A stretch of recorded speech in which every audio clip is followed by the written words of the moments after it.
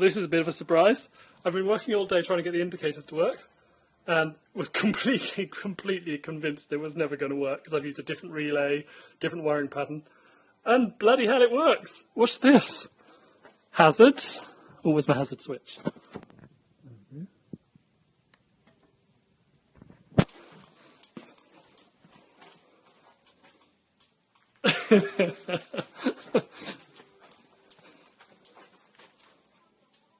Can't see both of them.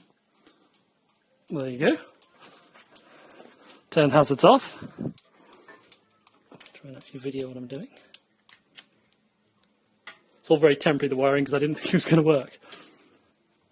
Ignition on.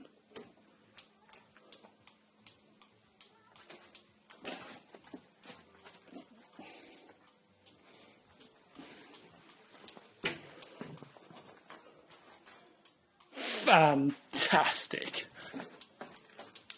Other way.